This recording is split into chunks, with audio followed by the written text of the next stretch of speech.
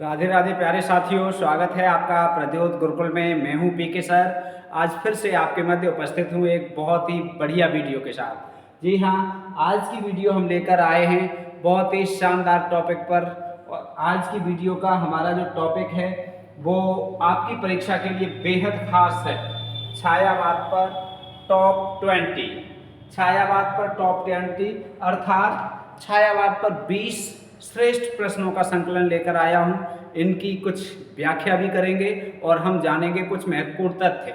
ठीक है, वैसे तो छायावाद परीक्षाओं के लिए बेहद उपयोगी टॉपिक है और जो एक्सपर्ट होते हैं, पेपर बनाने वाले विशेषज्ञ होते हैं, उन्हें छायावाद बहुत पसंद रहता है। यदि आप कोई भी पेपर उठाकर देखेंगे तो बिना छायावाद के पूरा नहीं होता। दूसरी बात, जब इंटरव्यू होता है, साक्षात्कार होता है, तो साक्षात्कार में भी छायावाद टॉपिक छाया रहता है। अर्थात जिन लोगों ने साक्षात्कार दिया होगा उन्हें पता होगा कि छायावाद से कितने प्रश्न पूछे जाते हैं। अर्थात हर साक्षात्कार में, इंटरव्यू में छायावाद से प्रश्न अवश्य पूछे जाते हैं। तो एक ऐसा टॉपिक है, एक ऐसा हम लोगों के लिए बहुत ही महत्वपूर्ण टॉपिक है जो परीक्षा में बार बार आता है और जहाँ से बहुत सारे प्रश्न बनते हैं। तो सबका आप सबका हार्दिक अभिनंदन है, स्वागत है। आप लगातार चैनल को प्रेम दे रहे हैं, स्नेह दे रहे हैं और वीडियो को लगातार देख रहे हैं और इसके लिए बहुत बहुत धन्यवाद है। आप लोगों के साथ शेयर भी करते हैं। ठीक है, तो आज की वीडियो इतनी तो शेयर कर ही लिया करो कि कम से कम जब वीडियो चलती है तो 100 प्लस लाइव तो हो ही जाया करें। परसों हो गए थे, कल तो छोटी वीडियो थी, परसों से पहले हुए थे, लेकिन उसके दूसरे दिन रक्षाबंधन थे, इसलिए हो सकता है कुछ संख्या कम रही हो, लेकिन आज की संख्या 100 प्लस होनी ही चाहिए। ये आप सबका दायित्व है। ठीक है, हम इसमें बार बार आप कुछ नहीं कहेंगे, एक बार आपको बता दिया है, इस बात पर आप स्वयं अपना कर्तव्य निभाएंगे। आइए देखते हैं छायावाद की टॉप 20 में पहला प्रश्न। और ये छायावाद पर आधारित पहली वीडियो है। इस पर आधारित अन्य और भी वीडियो हम लोग पढ़ेंगे। एक ही वीडियो में पूरा छायावाद कवर नहीं हो सकता और इसे हम इसलिए लेकर आए हैं कि आदिकाल पर हमने आपको एक वीडियो दी, उसके बाद जो दूसरी वीडियो दी उससे कुछ कम लोगों ने देखा। तो हमें लगता है कि एक टॉपिक पर जब एक से अधिक वीडियो आती है तो आप लोग कुछ इंटरेस्ट कम लेते हो, लेकिन हमें ये पता होना चाहिए कि एक टॉपिक को अच्छी तरह से पढ़ लेना चाहिए। अब आप जिस तरह से पढ़ रहे हो, थोड़ा सा हमने भी कह दिया चलो बीच बीच में से हम भी आपको टॉपिक देंगे, लेकिन है टॉपिक वाइज ही। टॉपिक आपका छायावाद है, जहां आपने नोट्स पर छायावाद लिखा है वहां पर आप छायावाद से संबंधित इस प्रश्नोत्तरी को लिख लेंगे। आइए देखते हैं बिना किसी देर के पहला प्रश्न। वीणा के बाद ग्रंथि है असफल प्रेम की। वीणा के बाद ग्रंथि है असफल प्रेम की। ठीक है, ये कथन वीणा के बाद ग्रंथि है असफल प्रेम की कथन किस आलोचक का है? बहुत महत्वपूर्ण कथन है। वीणा के बाद ग्रंथि है असफल प्रेम की। आपको हम 5 सेकंड का समय देते हैं, कमेंट बॉक्स में आप उत्तर देंगे ए बी सी या डी। पहला प्रश्न लिखकर, प्रश्न संख्या लिखकर ए बी सी डी उत्तर दिया करो। दूसरी बात, वीणा के बाद ये आप जानते हैं वीणा किन की रचना है। ठीक है, ये भी आप जानते हैं ग्रंथि किन की रचना है, तो आप कमेंट बॉक्स में बताएंगे किन की रचना है। वीणा के बाद ग्रंथि है, अर्थात इसका मतलब पहले वीणा आई, उसके बाद ग्रंथि आई। एक कालक्रम का भी प्रश्न यहाँ से बन गया, पहले वीणा आई है उसके बाद ग्रंथि प्रकाशित हुई है या ग्रंथि बाद में आई है। तो वीणा के बाद ग्रंथि है असफल प्रेम की। ग्रंथि काय की है? असफल प्रेम की। यह कथन किस आलोचक का है? आइए देखते हैं। शुक्ल जी बच्चन से हैं, रामस्वरूप चतुर्वेदी और सुमन राजे। इसका ए विकल्प सही है, शुक्ल जी। अर्थात शुक्ल जी ने ये कहा है कि पहले वीणा आई है और वीणा के बाद ग्रंथि आई है और ग्रंथि काय की है? ग्रंथि है गांठ, काय की? असफल प्रेम की। जब प्रेम में असफलता होती है तो गांठ पड़ जाती है। ठीक है, और आपने वो दोहा तो पढ़ा ही होगा कि टूटे सुजन मनाइए, जो रूठे सुजन मनाइए, जो रूठे 100 बार, रहीमन फिर कोइए, रहीमन मुक्ताहार। ठीक है, तो रूठे सुजनों को मना लेना चाहिए। असफल प्रेम की ग्रंथि है ये और बहुत महत्वपूर्ण है, शुक्ल जी का कथन है। आइए देखते हैं दूसरा प्रश्न। सुमेलित नहीं है। सुमेलित नहीं है, बहुत अच्छा प्रश्न है। बहुत अच्छे अच्छे संकलन लेकर आया हूं मैं आपके लिए और इस तरह के प्रश्न आजकल की परीक्षाओं में जो ज़्यादा बन रहे हैं उन प्रश्नों पर हमने विशेष ध्यान दिया है। आपके लिए 5 सेकंड का समय है। निहार भावमय गीत, वेदना के गीत। रश्मि आत्मा परमात्मा के मधुर संबंध पर गीत। नीरजा प्रकृति प्रधान गीत। सप्तपर्णा रहस्य भावना के गीत। कमेंट करके बताइए कौन सा सही है, ए, बी या सी। जल्दी से कमेंट करें, सभी साथी कमेंट किया करें। ऐसा नहीं है कि 1 2 4 लोग 10 लोग करते हैं, बाकी लोग देखते ही रहते हैं। जो भी वीडियो देख रहे हैं कमेंट अवश्य किया करो। कमेंट करने से क्या है, लिखने से आपको याद होता है और हमें भी पता लग रहा है कि आप देख रहे हैं और हमें पता लग रहा होता है कि आप कहाँ से देख रहे हैं। ठीक है, तो उसमें कभी कभी आप ये भी लिख दिया करो आप कहाँ से देख रहे हैं चैनल को। ठीक है, और आप सबको बहुत सारा स्नेह है, बहुत सारा प्रेम है, बहुत सारी शुभकामनाएं हैं भविष्य के लिए। इनमें से ए, बी, सी या डी जल्दी से बताइए। 5 सेकंड का समय होने वाला है, कोई बात नहीं। निहार, रश्मि, नीरजा और सप्तपर्णा किन की रचनाएं हैं, पहले तो आप ये जान लीजिए किन की रचनाएं हैं। महादेवी वर्मा की। ठीक है, महादेवी वर्मा की ये रचनाएं हैं और बहुत महत्वपूर्ण रचनाएं हैं महादेवी वर्मा की रचनाएं। और इनमें क्या क्या है, इनके अंदर क्या क्या है। निहार भावमय गीत हैं, बिल्कुल सुमेलित है, बिल्कुल सही है। भावमय गीत हैं, वेदना के गीत हैं निहार में। रश्मि आत्मा परमात्मा के मधुर संबंध पर गीत हैं। जी बिल्कुल, आत्मा परमात्मा के मधुर संबंध पर गीत हैं रश्मि के अंतर्गत। ठीक है, इसके बाद अगला है नीरजा, प्रकृति प्रधान गीत हैं इसमें। जी बिल्कुल सही है, नीरजा में प्रकृति प्रधान गीत हैं, बहुत अच्छे गीत हैं। ठीक है, और इसमें प्रकृति प्रधान के साथ सुख दुख की अनुभूति पर आधारित गीत भी कह सकते हैं। सुख दुख की अनुभूति पर आधारित गीत, सुख दुख की अनुभूति पर आधारित गीत। ठीक है, अनुभूति पर आधारित गीत। और चौथा बचा सप्तपर्णा, ये सुमेलित नहीं है। तो सप्तपर्णा में क्या है अब ये भी जान लें। सप्तपर्णा ये बहुत इंपॉर्टेंट रचना है। ठीक है, ऋग्वेद, ऋग्वेद की ऋचाओं का काव्यानुवाद, ऋग्वेद की ऋचाओं का काव्यानुवाद है इसमें। जी बहुत पूछा जाता है, ऋग्वेद की ऋचाओं का काव्यानुवाद कौन सी रचना में है। तो ऋग्वेद की ऋचाओं का या मंत्रों का जो काव्य में अनुवाद किया है महादेवी वर्मा जी ने, वो है सप्तपर्णा में। वेरी इंपॉर्टेंट है। ठीक है, बाकी भी इम्पोर्टेंट हैं लेकिन ये विशेष रूप से बहुत पूछा जाता है। अब रहस्य भावना के गीत फिर काहे में है ये भी जान लो। तो यहाँ हम इसे ऐसे कर दे रहे हैं सप्तपर्णा में। वो रहस्य भावना के गीत काहे में है ये भी हम देख लें, दीप शिखा में। ठीक है, इधर को हम दीप शिखा लिखे दे रहे हैं, दीप शिखा। अब देखो आपको कितने तथ्य मिले। निहार भावमय गीतों का संकलन है। रश्मि आत्मा परमात्मा के मधुर संबंध पर आधारित गीतों का संकलन है। नीरजा प्रकृति प्रधान गीत, सुख दुख की अनुभूति पर आधारित गीत हैं। सप्तपर्णा ऋग्वेद की ऋचाओं पर काव्यानुवाद किया गया है। और रहस्य भावना के गीत हैं दीप शिखा में।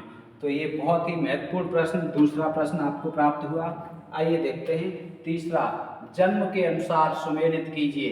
देखो हम आपको बता दें छायावाद में, हालांकि हम लोग छायावाद को विस्तार से पढ़ेंगे और भी प्रश्न उत्तर ही आएंगे इस पर, लेकिन आपको बता दें छायावाद में आपको क्या क्या पढ़ना है। आपके पास पुस्तकें हैं, बहुत अच्छी अच्छी पुस्तकें हैं। एक तो छायावाद के 4 स्तंभ हैं, चारों स्तंभों को तो आपको घोल के पी लेना है, कुछ भी न छूटे। उनके जन्म क्रमांक के अनुसार उनका विवरण आपको याद होना चाहिए। ठीक है, उनकी रचनाओं का विवरण आपको क्रम के अनुसार, प्रकाशन वर्ष के अनुसार तैयार होना चाहिए। छायावाद के जो जयशंकर प्रसाद की रचनाएं कालक्रमानुसार तैयार होनी चाहिए आपको।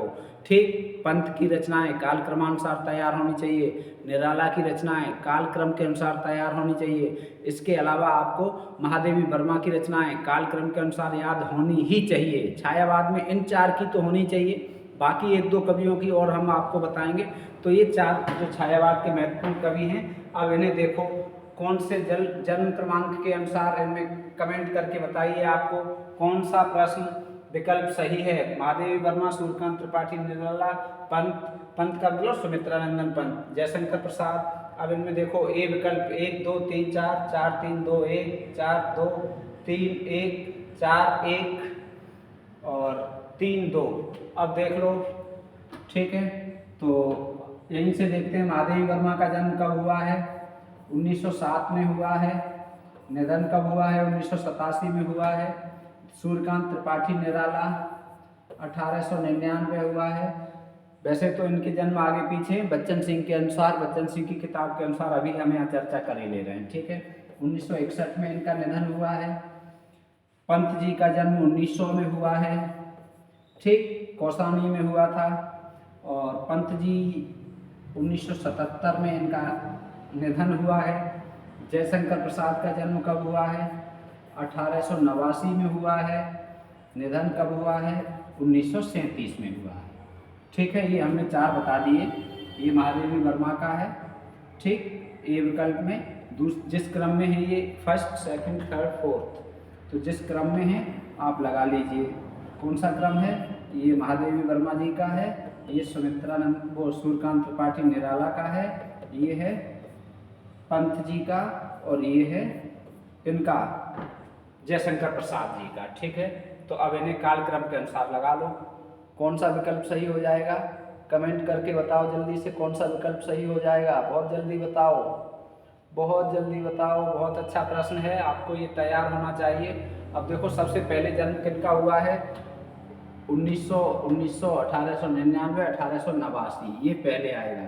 तो ये चौथा पहले आएगा। अब इसमें देखो, ये 3 जगह चौथा पहला है, ठीक। अब इनमें से एक तो ये गलत हो गया, इसे हम यहाँ क्रॉस कर दे रहे हैं। अब देखो, 89 के बाद इनमें से कौन सा आएगा? 1899, ये आएगा, ठीक। 1899 अर्थात सूर्यकांत त्रिपाठी निराला। तो पहले, सबसे पहले जयशंकर प्रसाद आएंगे फर्स्ट नंबर, दूसरा नंबर सूर्यकांत त्रिपाठी निराला, सूर्यकांत त्रिपाठी निराला। तो 4 के बाद दूसरा, ये सही है, सी विकल्प। 4 के बाद दूसरा, सी विकल्प सही है, ठीक है। तीसरे नंबर पे कौन आएंगे? ये आएंगे 1900, पंत जी। पंत जी तीसरे नंबर पर हैं। और चौथे नंबर पर कौन है? चौथे नंबर पर महादेवी वर्मा, ठीक है। ये है चौथा। अब इस क्रम में याद रखिए, ठीक है। सी विकल्प सही हो गया। अब हम इस क्रम में याद रखेंगे प्रसाद, निराला, पंत, महादेवी वर्मा। प्रसाद, निराला, पंत, महादेवी वर्मा, ये क्रम होगा, ठीक है इनका। प्रसाद, निराला, प्रसाद, निराला, पंत और महादेवी वर्मा। वर्मा को हम महादेवी वर्मा समझेंगे, ठीक है। तो ये क्रम है जन्म के अनुसार, किनका? इनका, किनका? चारों कवियों का, ठीक है। तो अब देखो, ये बहुत महत्वपूर्ण प्रश्न है, सी विकल्प सही है, बहुत अच्छा प्रश्न है और आपको ये हमेशा तैयार होना चाहिए, ठीक है। चलो अगला देखते हैं, चौथा प्रश्न। चौथा प्रश्न सुमेलित नहीं है, सुमेलित नहीं है। हमने बताया रचनाएं। अब यहाँ पर ज़्यादा प्रश्न हम अभी नहीं लाए हैं, केवल हम 20 प्रश्न लाए हैं, इसलिए ज़्यादा रचनाएं हम सुमेलित नहीं करा पा रहे हैं, आगे भी कराएंगे, ठीक है। झरना 1916, आंसू, आंसू 1925, लहर 1933 और कामायनी 1935। कौन सा सुमेलित नहीं है? नहीं बताना है, ठीक है। इसका मतलब 3 सुमेलित हैं, कमेंट करके बताइए, जल्दी से बताइए। बहुत आसान प्रश्न है और आपके लिए तो बहुत आसान है। प्रत्योत गुरुकुल से जुड़े विद्यार्थी तो मेधावी विद्यार्थी हैं और हम ये जानते हैं और ये मानते हैं कि हीरे की परख जौहरी को होती है और आप सब जौहरी हैं, ठीक है। और आप यदि प्रत्योत गुरुकुल से जुड़े हो तो मेरे विचार से आप बहुत ही मेधावी हैं, बहुत ही आप बुद्धिमान हैं, सुधी हैं, ठीक है। तो आप बहुत योग्य हैं, जो आप सब हमसे जुड़कर हमारे साथ चलकर अपने लक्ष्य तक आगे बढ़ रहे हैं। आप सबको लक्ष्य तक पहुंचने तक हम यथासंभव मदद करेंगे। तो इसमें देखिए, ए विकल्प झरना ये सुमेलित नहीं है, अर्थात ए विकल्प सही है। आंसू 1925 में बिरह काव्य है, ठीक है। जयशंकर प्रसाद की सारी रचनाएं हैं, ठीक। हिंदी का मेघदूत कहा जाता है इसे, क्या कहा जाता है?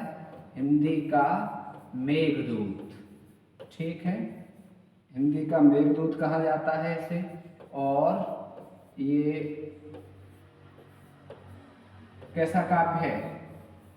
विरह काव्य है। ठीक है, विरह काव्य है, बहुत महत्वपूर्ण है आंसू। विस्तार से इन रचनाओं पर हम चर्चा बाद में करेंगे। ठीक है, कामायनी ये तो महाकाव्य है ही, बहुत अच्छा। और झरना 1916 न होकर 1918 है। ठीक है, और झरना को क्या कहा जाता है? झरना को कहा जाता है छायावाद की प्रयोगशाला। छायावाद की प्रयोगशाला TGT 2009 में आया था, बार बार पूछे जाते हैं ये सब। छायावाद की प्रयोगशाला। ठीक है, कौन है? झरना। झरना से ही शुरुआत मानी जाती है कि छायावाद शुरू हुआ है। ठीक, जबकि बच्चन सिंह ऐसा नहीं मानते हैं। बच्चन सिंह छायावाद शब्द को भी नहीं मानते हैं। वो ये कहते हैं छायावाद की जगह स्वच्छंदतावाद होना चाहिए। बच्चन सिंह क्या कहते हैं?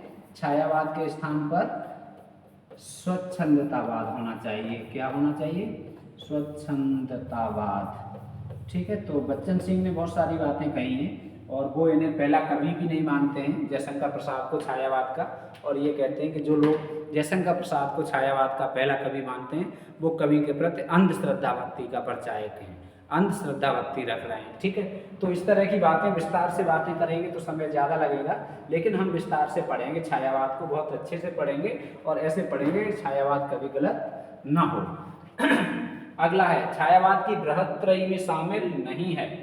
छायावाद की बृहत्त्रयी में शामिल नहीं है, कमेंट करके बताइए। जयशंकर प्रसाद, निराला, पंत, महादेवी वर्मा।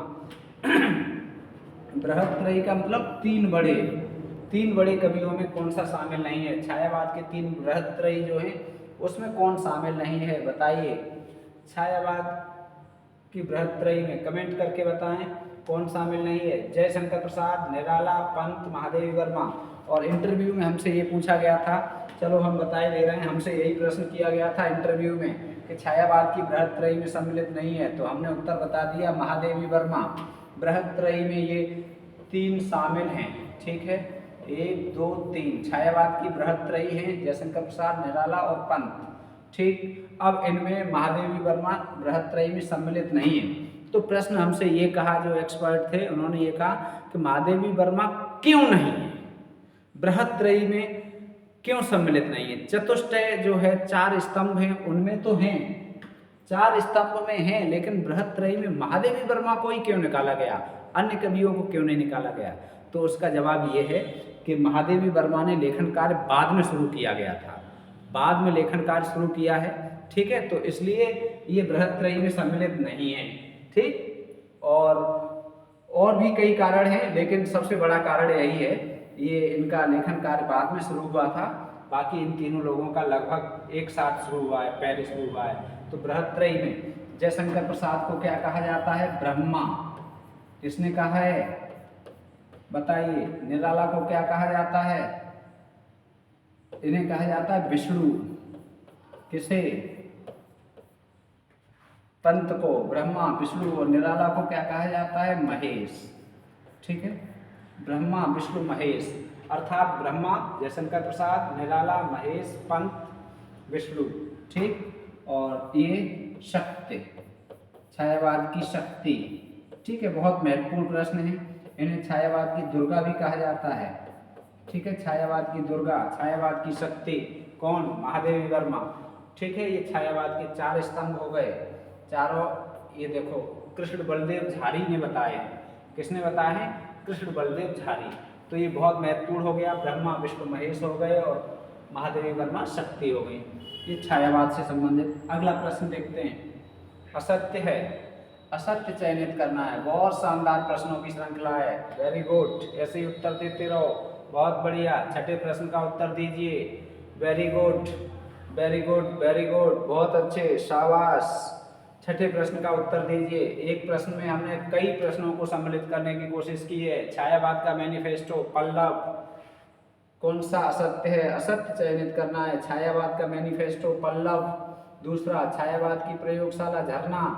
तीसरा, खड़ी बोली हिंदी का स्वर्णयुग, छायावाद। चौथा, छायावाद का उपनिषद, यामा।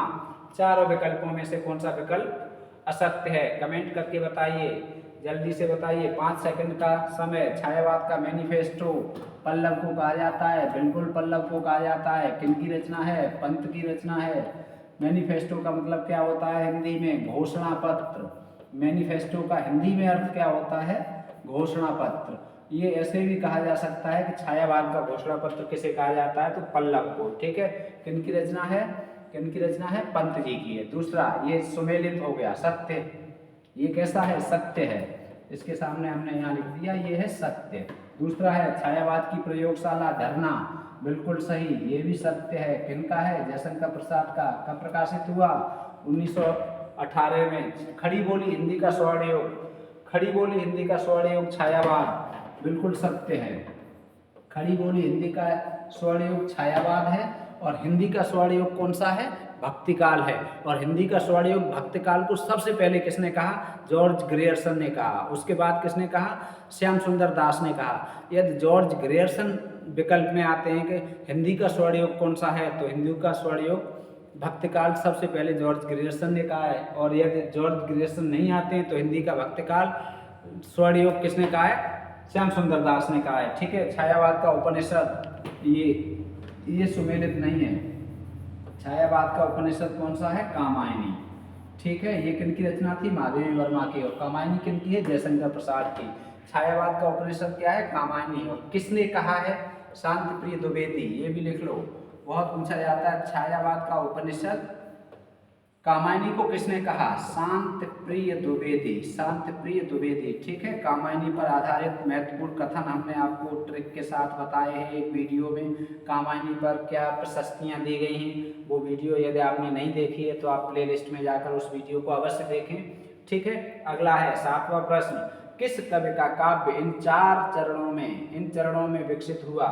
छायावाद, छायावाद के बाद प्रगतिवाद, प्रगतिवाद के बाद अरविंद दर्शन, उसके बाद नव मानवतावादी। कौन कवि अरविंद दर्शन से प्रभावित था? ये प्रश्न भी यही से बन रहा है। कौन सा कवि अरविंद दर्शन से प्रभावित था? ठीक है, बताइए कमेंट करके। बहुत आसान है, पढ़ने वालों के लिए तो सब कुछ ही आसान होता है, न पढ़ने वालों के लिए सब कुछ कठिन होता है। आपको आ रहा है तो आपके लिए बहुत आसान है, आपको नहीं आ रहा है तो आपके लिए बहुत कठिन है। तो पढ़ने वालों के लिए तो कुछ कठिन नहीं होता है। ठीक है, और प्रद्योत गुरुकुल से जुड़कर आप पढ़ रहे हो तो आप तो एकदम से बता ही दोगे। ठीक है, आप बस परिश्रम करते रहिए, जुड़े रहिए, विश्वास करिए, हम पर विश्वास करिए, खुद पर विश्वास करिए, ईश्वर पर विश्वास करिए। सफलता बहुत पास है, कहीं दूर नहीं है सफलता। ठीक है, सफलता दूर नहीं है, माँ सरस्वती जरूर कृपा करेंगी। तो किस कवि का इन चरणों में हुआ है? पंत जी का हुआ है। ठीक है, पंत जी पहले छायावादी कवि रहे हैं, फिर छायावादी के बाद प्रगतिवादी रहे हैं, प्रगतिवादी के बाद अरविंद दर्शन से प्रभावित रचनाएं हैं। ठीक है, फिर मानवतावादी, नव मानवतावादी रचनाएं हैं। इनकी ये चारों प्रकार की रचनाएं आपको याद करनी है। चारों प्रकार की रचनाएं छायावाद में कौन कौन सी हैं? कमेंट करके लिख दो यदि आपको आ रही हैं तो। प्रगतिवाद में कौन सी हैं? कमेंट करके लिख दो। अरविंद दर्शन से प्रभावित रचनाएं कौन कौन सी हैं और नव मानवतावादी रचनाएं कौन कौन सी हैं? कमेंट किया करो, कमेंट करके लिख दो, हमें भी पता लगे कि आपको ये आ रहा है। ठीक है, और नहीं आ रहा है तो कोई बात नहीं, आगे हम पढ़ाएंगे, आगे हम बताएंगे आपको। ठीक है, चलो अच्छा चल रहा है, बहुत बढ़िया, शानदार प्रश्न चल रहे हैं, शानदार उत्तर भी आ रहे हैं। अब देखो, बहुत अच्छा, स्क्रीन पर शानदार प्रश्न फिर से आ गया। कामायनी का सर्ग सुमेलित नहीं है, वेरी इंपॉर्टेंट। कामायनी पर प्रश्न आए ऐसा संभव ही नहीं है। आपकी परीक्षा के लिए कामायनी तो बहुत महत्वपूर्ण है। और कामायनी के सर्ग ट्रिक से अभी हमने वीडियो आपको उपलब्ध नहीं करा पाई है, तैयार है। ठीक है, तो ट्रिक से कामायनी के सर्ग बहुत आसान ट्रिक से हम एक वीडियो के माध्यम से पढ़ेंगे। और आपको ट्रिक तो छोड़ो, आपको वैसे भी याद होने चाहिए, बिना ट्रिक के भी याद होने चाहिए। ठीक है, कहाँ से शुरू होता है? चिंता से। पहला सर्ग क्या है? चिंता। अंतिम सर्ग क्या है? आनंद। चिंता से शुरू होकर आनंद तक की कथा है कामायनी में। चिंतित व्यक्ति और आनंद तक पहुंचता है, यही है कामायनी। ठीक है, तो चिंता, आशा, श्रद्धा, काम, कहाँ से शुरू हो रहा है? चिंता से। कौन सा पहला है? चिंता। दूसरा चिंता, चिंता से फिर कहाँ पहुंचे? आशा में। ठीक है, चिंता, आशा, श्रद्धा। ठीक, अब यहाँ पर स्पेस नहीं है। काम, चिंता, आशा, श्रद्धा, काम। अब यहाँ पर बस आप कमेंट करके पहले इन पर उत्तर दीजिए, तब आगे बात करते हैं। देखो, श्रद्धा तीसरा सर्ग है, एड़ा 8वां सर्ग है, दर्शन 13वां सर्ग है, आनंद 15वां सर्ग है। इनमें से कौन सा सुमेलित नहीं है ये बता दीजिए। इनमें से कौन सा सुमेलित नहीं है कमेंट करके बताइए, फिर आगे चर्चा करते हैं। ठीक है, इनमें से कौन सा सुमेलित नहीं है? कामायनी के 15 सर्ग, कामायनी के 15 सर्गों में से कौन सा सुमेलित नहीं है? जल्दी से बताएं, ए बी सी या डी? बहुत बढ़िया, बहुत शानदार, बताओ बताओ कौन सा सुमेलित नहीं है? कौन सा सुमेलित नहीं है बताइए कमेंट करके, कौन सा सुमेलित नहीं है? बोलो कौन सा सुमेलित नहीं है? चिंता, आशा, श्रद्धा, काम। चिंता, आशा, श्रद्धा, काम। उसके बाद 4 कौन से हैं? 4 करके हम याद करेंगे। श्रद्धा, चिंता, आशा, श्रद्धा, काम। उसके बाद 4 कौन से हैं? वासना, लज्जा, कर्म, ईर्ष्या। अब इनमें मिलान कर लो, कहीं मिल रहा है? नहीं मिल रहा। वासना,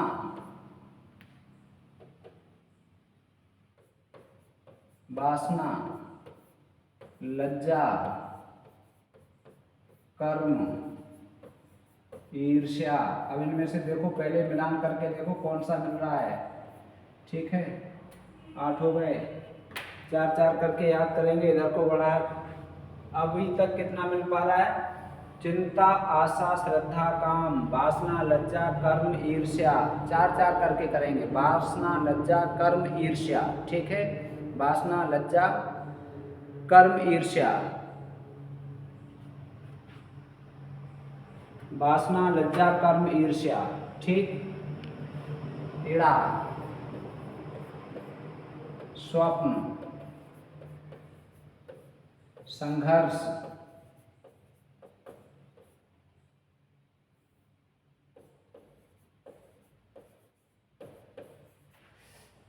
स्वप्न, संघर्ष, निर्वेद।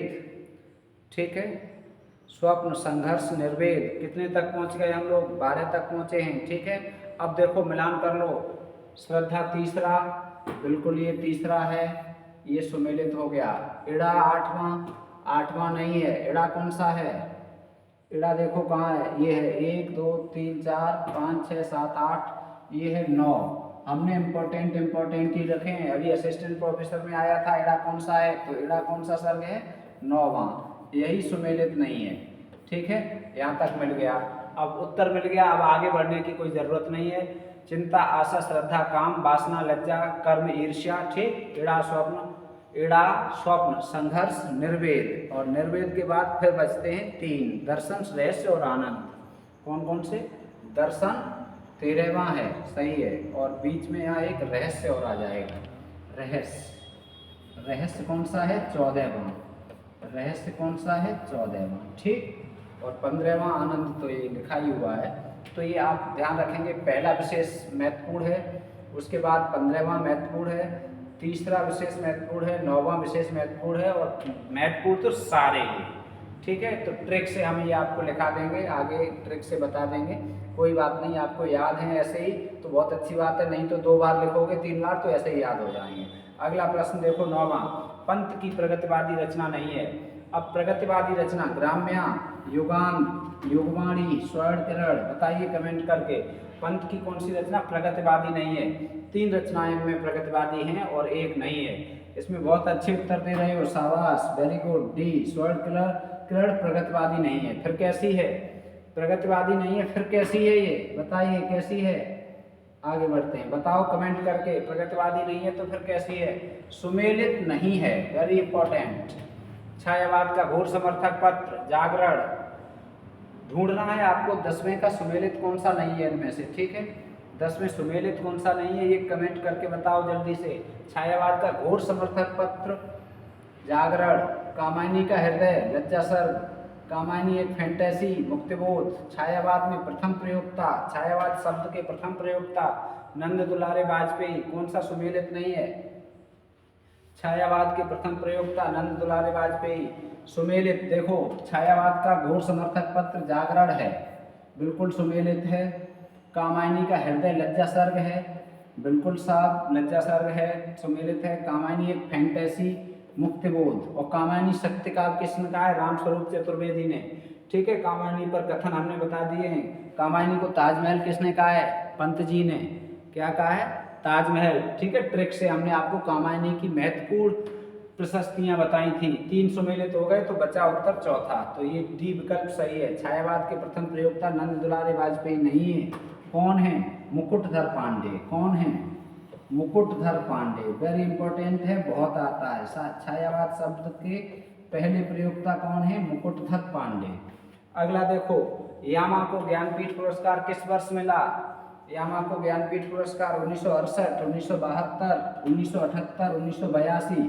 तो यामा को ज्ञानपीठ पुरस्कार डी विकल्प में मिला। हम आपको समय नहीं दे रहे, आप ऐसे ही कमेंट करके लिखिए। ठीक है। यामा किनकी रचना है? महादेवी वर्मा जी की है। 1968 में चिदम्बरा को मिला है। चिदम्बरा किनकी रचना है? चिदम्बरा किनकी रचना है? पंत जी की है। ठीक है। 1972 में उर्वशी को मिला। उर्वशी किनकी रचना है? दिनकर जी की है। 1978 में अज्ञे जी को मिला। कितनी नावों में कितनी बार? कितनी नावों में कितनी बार के लिए किसे मिला? अज्ञे जी को। ठीक है। और कितनी नावों में कितनी बार। और अंतिम महादेवी वर्मा को तो यामा पर मिला है 1982 में। ठीक। वेरी इंपॉर्टेंट प्रश्न। और हमने ट्रिक से आपको ये करा दिए हैं। ट्रिक आप देख लेंगे और आपके ज्ञानपीठ पुरस्कार तैयार हो जाएंगे सारे। सुमेलित कीजिए। सुमेलित करना है, बहुत अच्छा प्रश्न है। इसमें कमेंट करके बताओ। सुमेलित कीजिए, कमेंट करके बताओ। प्रकृति के सुकुमार कवि। ठीक। आधुनिक युग की मीरा। मुक्त छंद के प्रवर्तक कलाधर और झारखंडी। अब इनमें से सुमेलित करो। बेहद इंपॉर्टेंट प्रश्न है। ठीक है। बहुत महत्वपूर्ण प्रश्न है। आपकी परीक्षाओं के लिए रामबाण साबित होने वाली है ये प्रश्नोत्तरी। ठीक। इस प्रश्नोत्तरी को आप ढंग से पढ़ेंगे और आप अपने नोट्स पर जरूर नोट कर लेंगे। नोट कर लेंगे। हमारे द्वारा दी जा रही जो भी प्रश्नोत्तरियाँ या जो भी कंटेंट है वो UP TGT, PGT, net, JRF. ठीक। इसके अलावा मध्य प्रदेश एमपी वर्ग 2 और आपका Jharkhand TGT, PGT, Bihar TGT, PGT, Uttarakhand LT grade प्रवक्ता first grade, second grade, Rajasthan का लेक्चरर राजस्थान। ठीक। हरियाणा पीजीटी, डीएसएसबी, केवीएस, सभी परीक्षाओं के लिए एकदम रामबाण, एकदम ऐसी प्रश्नोत्तरी, ऐसा कंटेंट छपा मिलेगा पेपर में आपको। ठीक है। ज़्यादा बड़ी बात तो नहीं कर रहे। देखो, प्रकृति का सुकुमार कवि किसे कहा जाता है? पंत जी को कहा जाता है। आधुनिक युग की मीरा महादेवी वर्मा। मुक्त छंद के प्रवर्तक निराला, कलाधर और झारखंडी जयशंकर प्रसाद। मिलान कर लो, एक का चौथा, एक का चौथा। ठीक है। एक में दिया है ये है। फिर बी का पहला, बी का पहला, एक का चौथा, बी का पहला। बी विकल्प सही हो गया। ठीक है। और सी का दूसरा ये हो गया और डी का तीसरा ये हो गया। अर्थात ये बिल्कुल सही है, बी विकल्प सही है। ठीक है। 12 का बी विकल्प सही है। स्क्रीनशॉट ले लीजिए। अगला देख रहे हैं 13वां प्रश्न। सुमेलित नहीं है। 13वां प्रश्न फिर से देखो, बहुत ही महत्वपूर्ण प्रश्नों की श्रृंखला। आगे और अच्छे अच्छे प्रश्न आने वाले हैं। ठीक है। अंत तक वीडियो देखा करो जिससे कि कोई भी प्रश्न छूटे न। और सुमेलित नहीं है। जयशंकर प्रसाद, काशी, निराला, महिषादल, महादेवी वर्मा, प्रयागराज, पंत, कौसानी। ठीक है।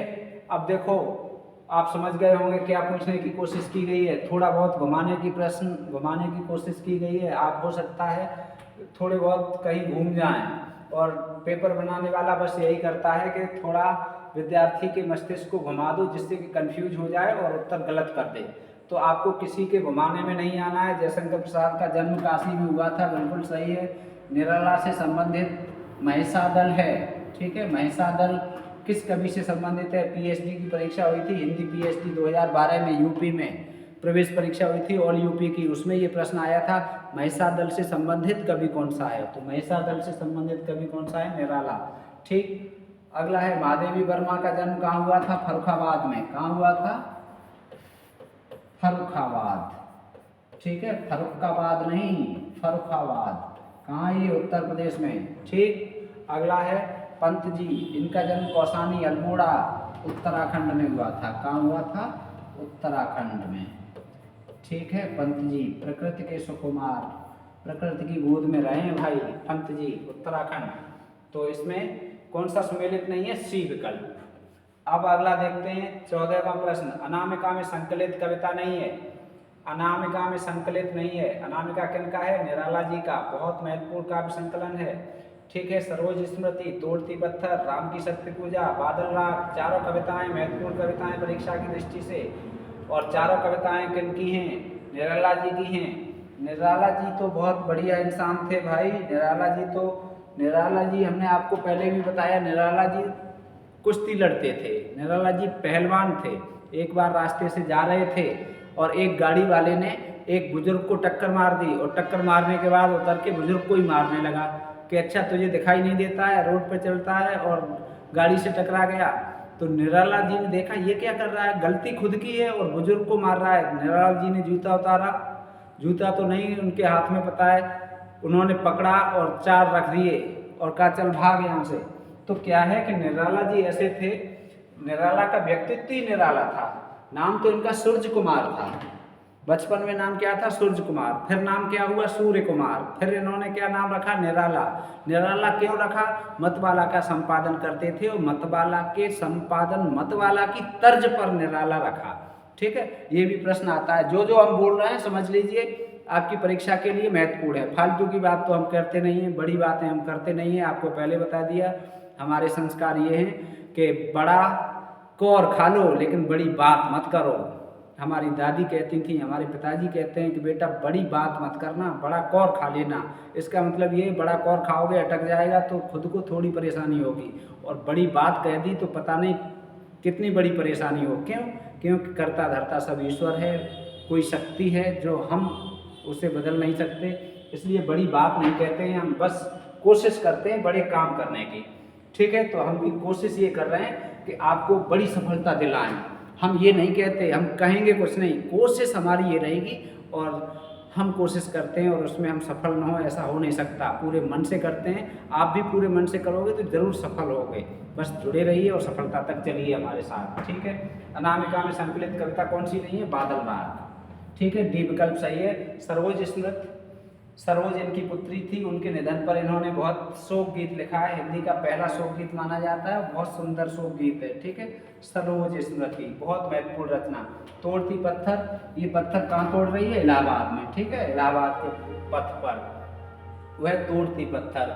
ठीक है। बहुत अच्छी कविता है, आपको याद भी होनी चाहिए। राम की शक्ति पूजा, कृत्यवास रामायण, कृत्यवास रामायण का प्रभाव है इस पर, राम की शक्ति पूजा पर, बहुत महत्वपूर्ण है। कई बार पूछा जाता है कौन सी रचना का प्रभाव है।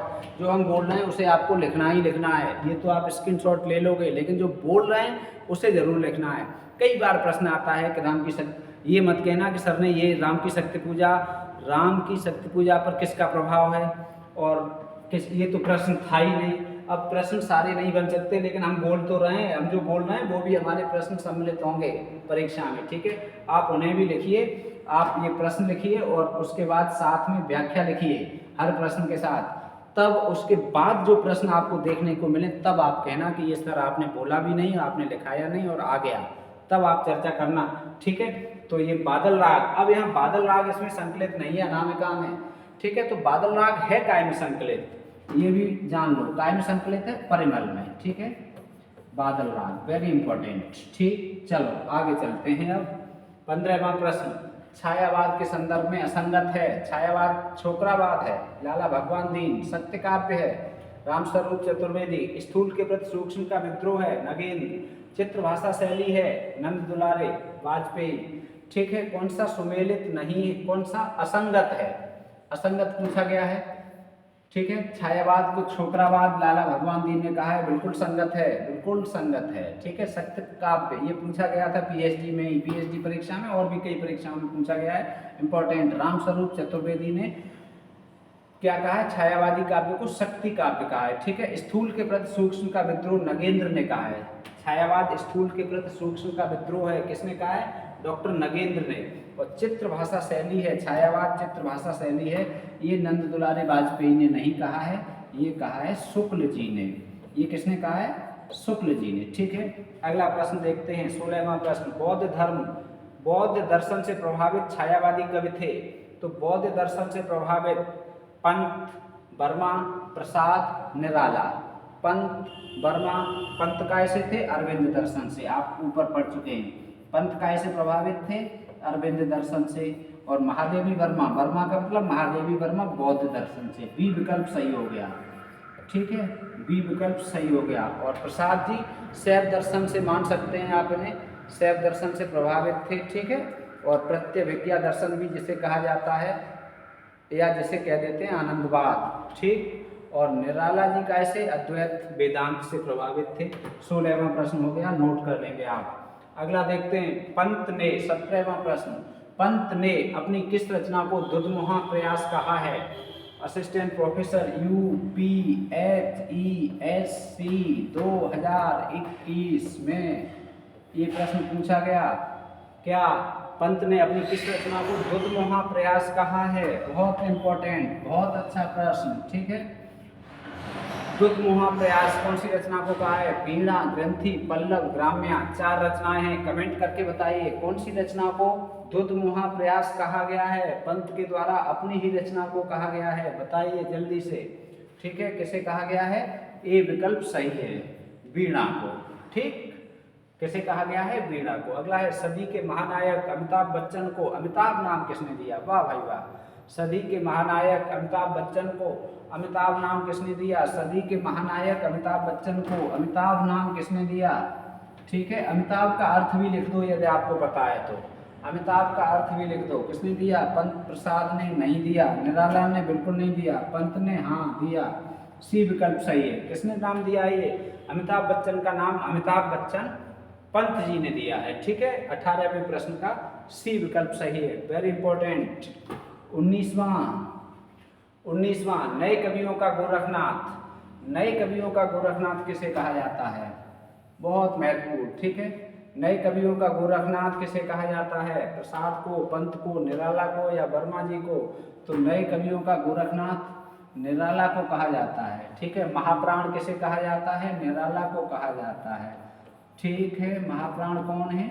निराला है, ठीक। विस्तार से हम बहुत सारी चीज़ें हैं, अभी एक साथ सारी चीज़ें नहीं हो पा रही हैं, कम समय रहता है। और अभी हम प्रश्न कुछ 20 ही लेकर आए हैं, इनको तो हम विस्तार से पढ़ेंगे चारों कवियों को, और इनके बारे में ऐसा पढ़ेंगे कोई भी प्रश्न आए छूटे नहीं, ऐसे पढ़ना है इसे, ठीक है। 20वां प्रश्न, निराला के सुंदर गीतों का संकलन है। बहुत अच्छा, ये RPSC फर्स्ट सेकंड ग्रेड में आया था, ठीक है। RPSC ने पूछा था इस प्रश्न को, और संभवतः 2013-14 में पूछा होगा, 9-10 के लगभग। निराला के सुंदर गीतों का संकलन, गीतिका, तुलसीदास, राम की शक्ति पूजा, सरोज स्मृत। सुंदर गीतों का संकलन कमेंट करके बताइए। गीतिका, गीत से ही गीतिका याद रखेंगे, श्रृंगार के गीत हैं और बहुत मधुर गीत हैं और बहुत अच्छे अच्छे गीत हैं। कौन से संकलन में? गीतिका में, ठीक है। अब आपको ये 20 प्रश्न हो गए। छायावाद की लघुत्रयी कौन सी है? कमेंट बॉक्स में आपको लिखना है, छायावाद की लघुत्रयी कौन सी है? आप कमेंट बॉक्स में लिख दीजिए, छायावाद की लघुत्रयी कौन सी है। आज का प्रश्न है, छायावाद की लघुत्रयी कौन सी है? आप कमेंट बॉक्स में लिख देंगे। और प्रश्न एक ये कि छायावाद में किस छायावादी कवि ने ये कहा कि छायावाद को हमें प्रोफेसरों के बीच सिद्ध करना पड़ेगा? कमेंट बॉक्स में आपको उत्तर लिखना है, किसने कहा है कि छायावाद हमें प्रोफेसरों के बीच सिद्ध करना पड़ेगा? इसका उत्तर भी आप कमेंट बॉक्स में लिखेंगे, ठीक है। और आप देख रहे हैं प्रद्योत गुरुकुल, किसी भी तरह की वार्ता करने के लिए, आप किसी भी समस्या समाधान के लिए या किसी भी जिज्ञासा के लिए 9758432887 इस नंबर पर आप हमसे चर्चा कर सकते हैं। यदि आपको PDF चाहिए तो आप प्रद्योत गुरुकुल, जो चैनल का नाम है वही टेलीग्राम चैनल का भी नाम है, प्रद्योत गुरुकुल। इस चैनल को आप सब्सक्राइब कर लेंगे तो आपको PDF भी प्राप्त होती रहेंगी यथासंभव। और आज की वीडियो में हम इतना ही चर्चा करने के लिए उपस्थित हुए थे। वीडियो आपको कैसी लगी, कंटेंट आपको कैसा लगा, हमारे द्वारा दिया जा रहा कंटेंट आपको कैसा लग रहा है, इन सारी बातों को आप कमेंट बॉक्स में ज़रूर लिखें। और हम आपसे आशा रखते हैं कि आप अपने दोस्तों को शेयर करेंगे, वीडियो खुद भी देखेंगे और लाइक भी कर दिया करो, चैनल को सब्सक्राइब भी कर लिया करो, दोस्तों को शेयर भी कर दिया करो यदि आपको उपयोगी लगता है तो। और यदि आपको उपयोगी नहीं लगता है तो भाई कोई बात नहीं, डिसलाइक कर दो। चैनल सब्सक्राइब कर दिया है तो उसे भी अनसब्सक्राइब कर दो। लेकिन हमें विश्वास है कि आपको उपयोगी लगेगा, और उपयोगी तब लगेगा एक बार आप परीक्षा में बैठ लेंगे। जब आपकी परीक्षा हो जाएगी उसके बाद आपको पता लगेगा कि सर के द्वारा दिया गया कंटेंट कैसा था। लेकिन आप मेधा के आधार पर, बुद्धि के आधार पर अभी भी ये निर्णय कर सकते हैं कि कंटेंट कैसा है, लेकिन वास्तव में कैसा है, कितना उपयोगी है, ये तो परीक्षा ही बताएगी। ठीक है, तो आज के लिए इतना ही। मिलते हैं अगली वीडियो में, तब तक स्वस्थ रहिए, मस्त रहिए, व्यस्त रहिए, राधे राधे कहते रहिए। जय हिंदी, जय भारत।